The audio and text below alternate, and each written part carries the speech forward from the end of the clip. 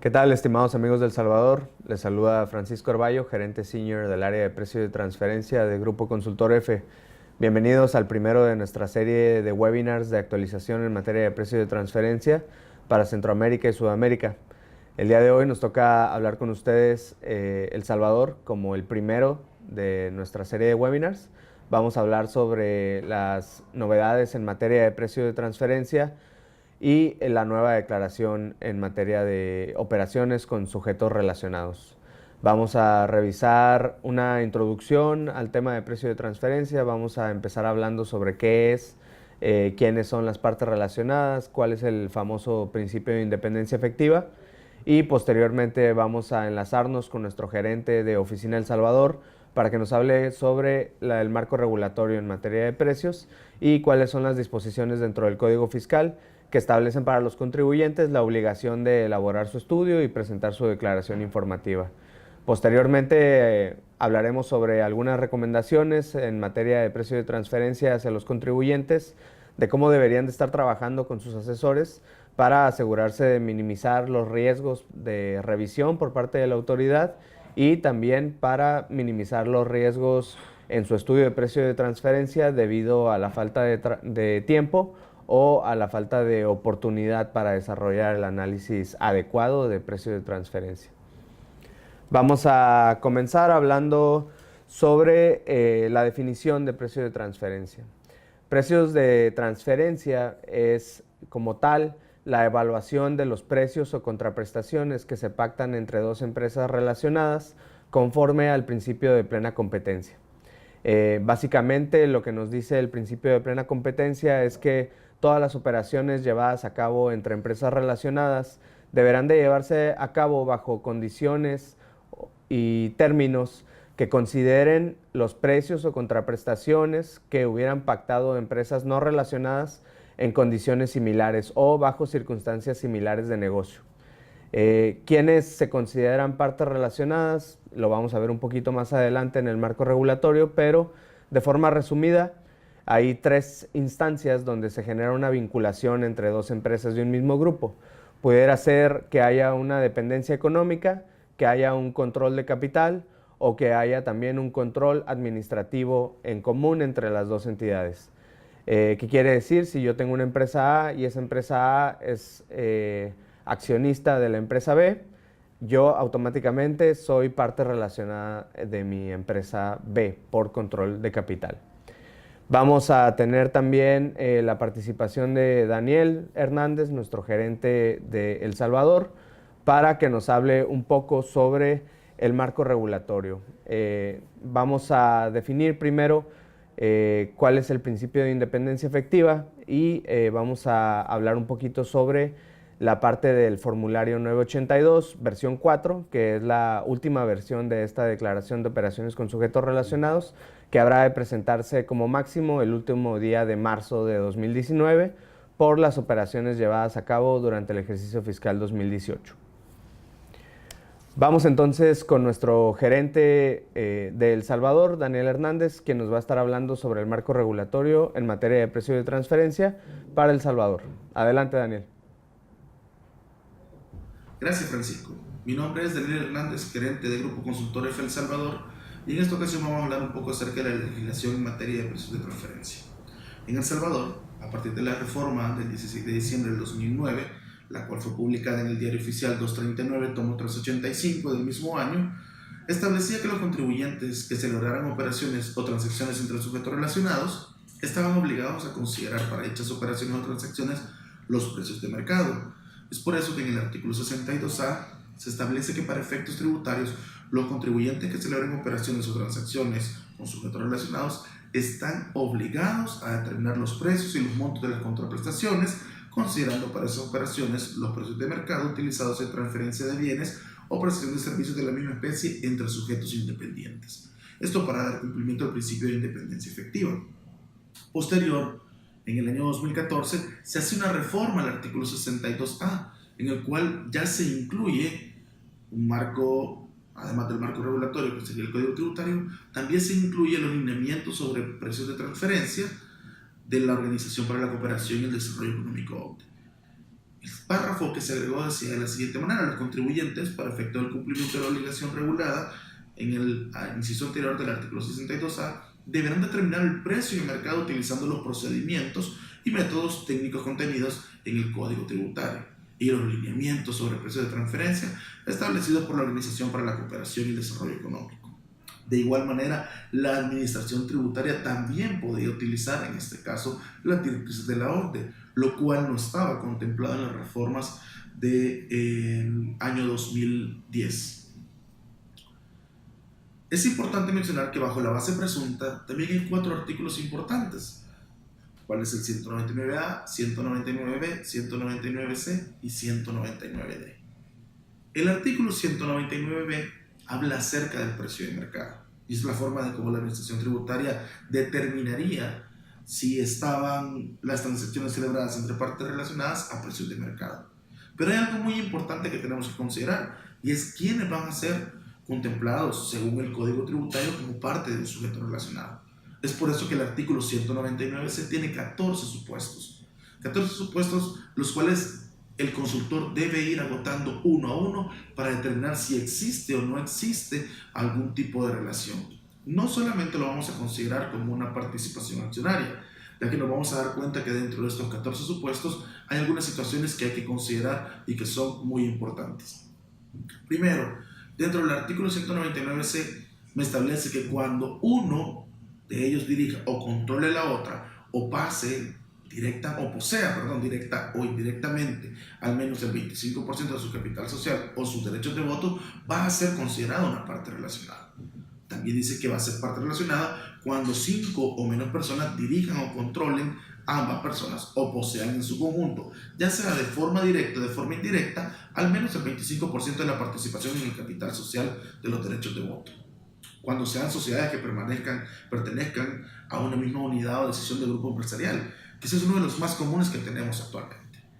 Cuando sean sociedades que forman parte de la unidad de decisión o grupo empresarial, tendremos que considerar al menos 5 situaciones importantes que establece el artículo 199C. Una de ellas es cuando se posea la mayoría de los derechos de voto. 2. Se pueda disponer de acuerdos celebrados. 3. Hay exclusividad con sus votos o la mayoría de los miembros del órgano de la administración.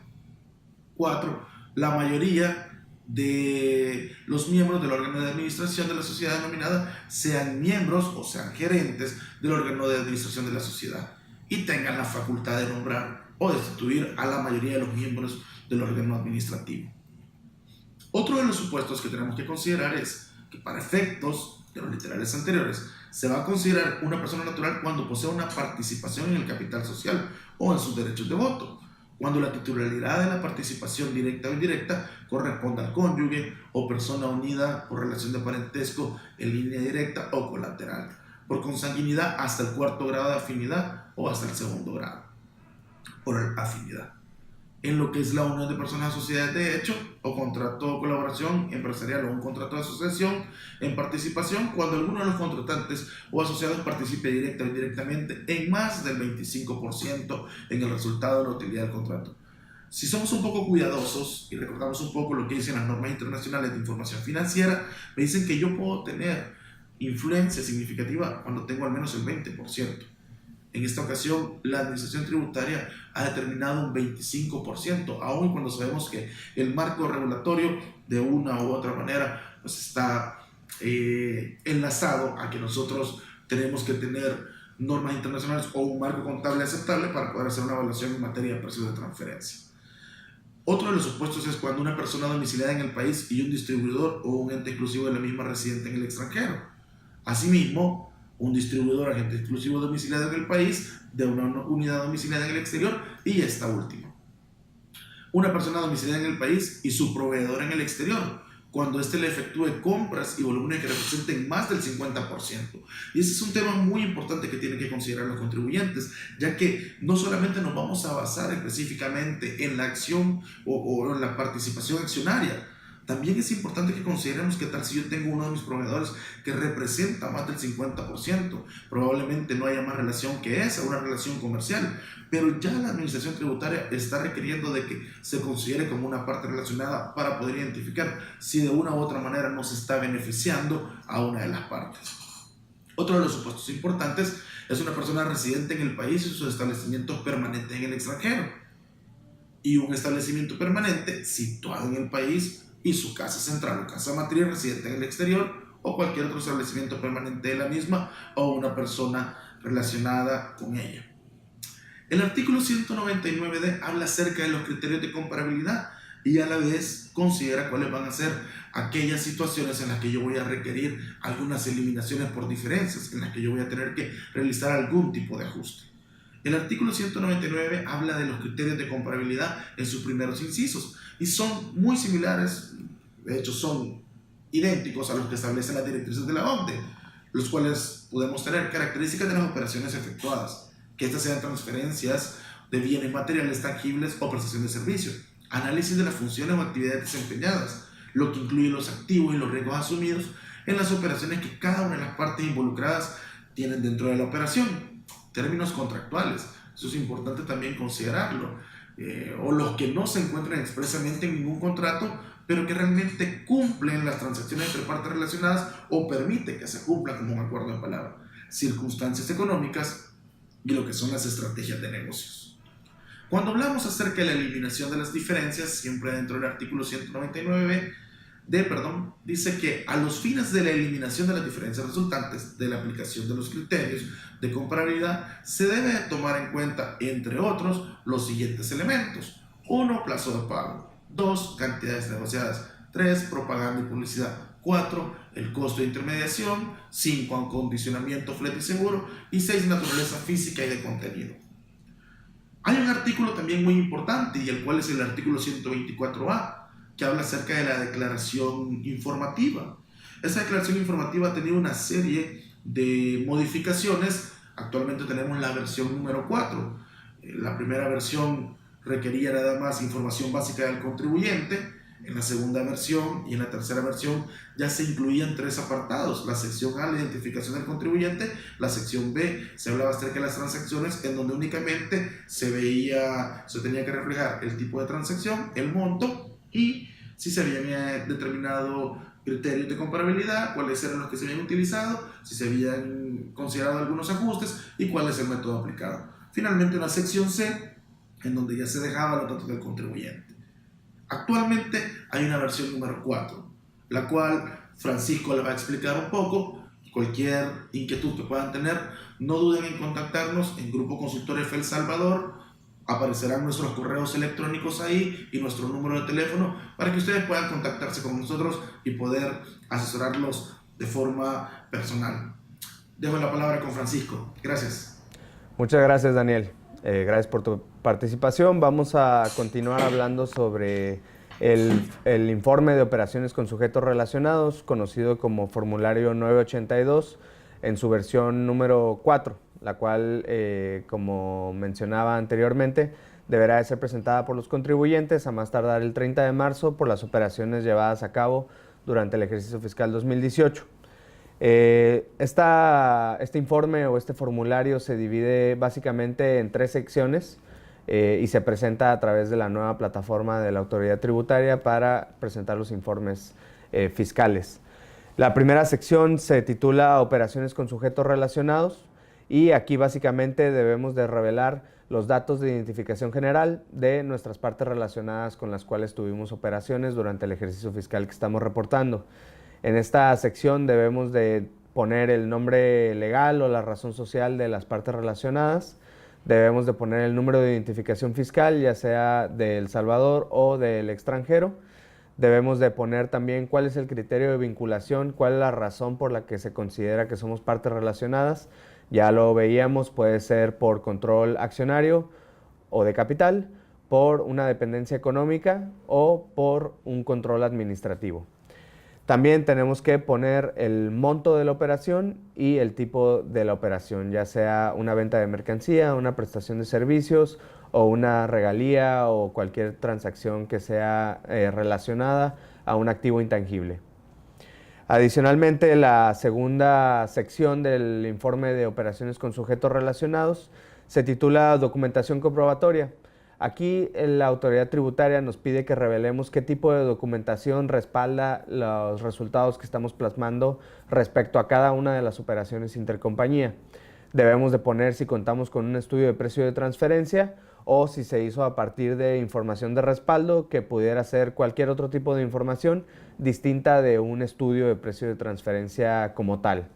Recordemos que el estudio lo puede realizar un asesor externo o lo puede realizar la misma compañía si cuenta con los recursos técnicos y el capital humano que se necesita para hacer un análisis de precio de transferencia. Entonces, debemos de revelar también quién fue el encargado de la elaboración de la documentación de precio de transferencia. Puede ser una firma auditora, una firma de consultoría de El Salvador, o puede ser una firma internacional. Debemos de plasmar el número de identificación fiscal del asesor de precio de transferencia que estuvo proveyendo la información y la documentación de precio de transferencia para llenar este informe de operaciones con sujetos relacionados. Obviamente, el poner tu número de identificación fiscal lleva una responsabilidad, por lo cual siempre hacemos la recomendación de trabajar con asesores confiables y experimentados que tengan ya una reputación dentro del mercado nacional. Tenemos también la tercera sección dentro del informe de operaciones con partes relacionadas, que es el análisis de las operaciones. Aquí dentro de esta sección vamos a tener una serie de datos que debemos de revelar dentro del informe, la cual incluye una breve descripción de la operación. Ahí tenemos que describir textualmente en qué consistió cada una de las transacciones con nuestras partes relacionadas. Debemos de revelar también el monto de la operación, el tipo de análisis, si fue un análisis individual o con información financiera segmentada, o si fue un análisis agregado o con un análisis de rentabilidad global, como se le conoce en el ámbito de precio de transferencia. Tenemos también que revelar cuál fue la parte analizada. En toda transacción intercompañía yo puedo elegir analizar a la parte A, la parte que paga la transacción, o a la parte B, la parte que recibe el ingreso. Debemos de delimitar si la parte analizada fue el propio contribuyente en El Salvador o si fue la contraparte en cualquier otro país de que se trate, ¿no? Debemos de revelar también qué tipo de comparables se utilizaron, si fueron comparables de carácter interno, cotizaciones, precios unitarios, información que venga de la misma empresa, o si utilizamos información financiera obtenida por medio de bases de datos públicas internacionales. Si nos abocamos a estados financieros de empresas que coticen en bolsa, debemos de revelar qué tipo de información estamos utilizando para el análisis de precio de transferencia. Tenemos también otros datos que debemos de revelar que ya van más con el lado técnico del estudio de precio de transferencia, como son los factores de comparabilidad considerados para seleccionar las comparables, los elementos utilizados para ajustar cualquier diferencia entre la información del contribuyente y la información de las comparables, el indicador de rentabilidad utilizado y el método de precio de transferencia utilizado. Recordemos que tanto a nivel doméstico, en el Código Fiscal, tenemos una serie de metodologías de precio de transferencia que podemos utilizar, y tenemos también en las guías de precio de transferencia en materia internacional emitidas por la OCDE una serie de métodos de precio de transferencia que normalmente son los mismos a nivel local y a nivel internacional. Debemos de mencionar cuál fue el método que utilizamos en cada una de las operaciones, y esto tiene implicaciones debido a que, dependiendo del tipo de operación que estamos revelando, pues deberá llevar un sentido y una congruencia el tipo de método que estamos utilizando y el tipo de indicador de rentabilidad que estamos eligiendo para comparar la información del contribuyente contra la información de las empresas comparables.